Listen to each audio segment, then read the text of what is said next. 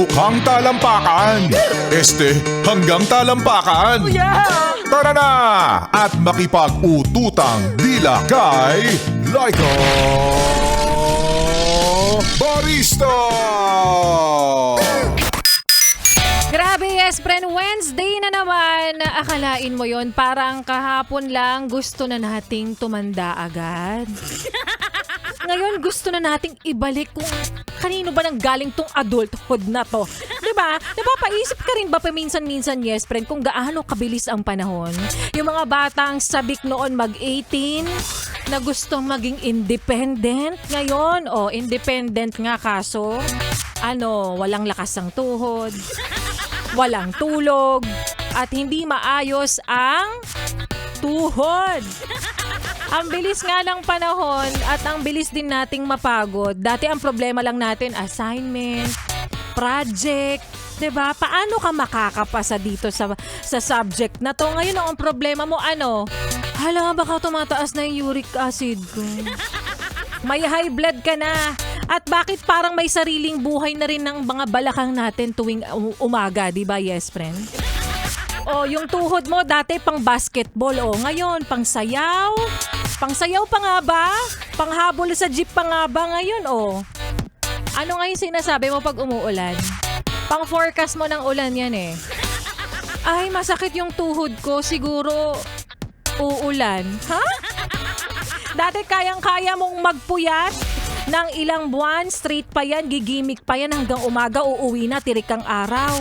Nakahubadera outfit pa yan. Na para bang walang pakialam sa lamig. Pero ngayon, alas 8 pa lang, inaantok ka na.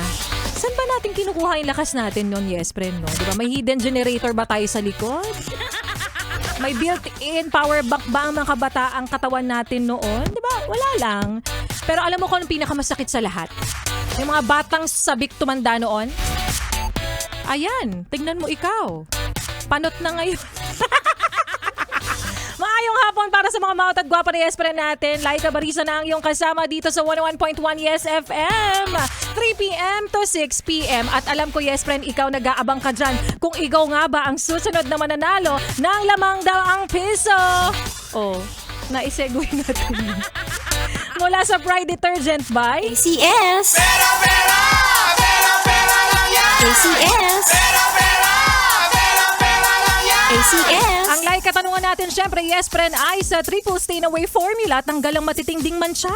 Ano naman ang tawag sa taong matindi rin ang kapit sa chismis? Is it A, Marites, B, reporter, o C, hot press? Alam mo na yan, yes friend. I-message na sa aking Facebook fanpage ang tamang kasagutan. It's LYKABARISTA. Ang iyong mensahe ay laki pa ng iyong valid ID at ang iyong numero na nakarehistro sa e-wallet. Again, good luck sa aking mapipili na mananalo ng ₱500 na hatid po sa atin ng Pride Detergent by ACS. Pera lang yan! ACS. Pera lang yan! ACS. At kapalit ng mga ipinamimigay namin, yes friend, syempre wag mo nang ilipat ang iyong stasyon, wag mo na rin ipihit pa ang iyong talapitan dahil mamaya magbabalik po si Laika Barista at mamaya sa aking pagbabalik. Na-experience mo na ba yung pakiramdam na kahit hindi naman kayo, pero alam mong nagkakaintindihan kayo na gusto mo siya at ikaw ay gusto rin niya? At yan nga, yes friend, ang kwento na ating mapapakinggan mamaya sa aking pagbabalik para po sa ating Laika Barista Moments.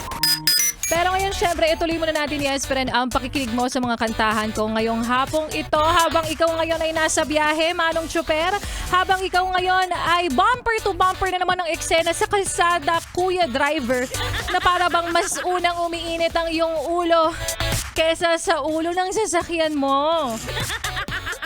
Parang nitong nagdaang weekend din, di ba, yes friend? Napapansin niyo ba yun? Na para bang, wait lang, araw ng pahinga, pero bakit parang walang gustong magpahinga? Ang tindi-tindi ng traffic.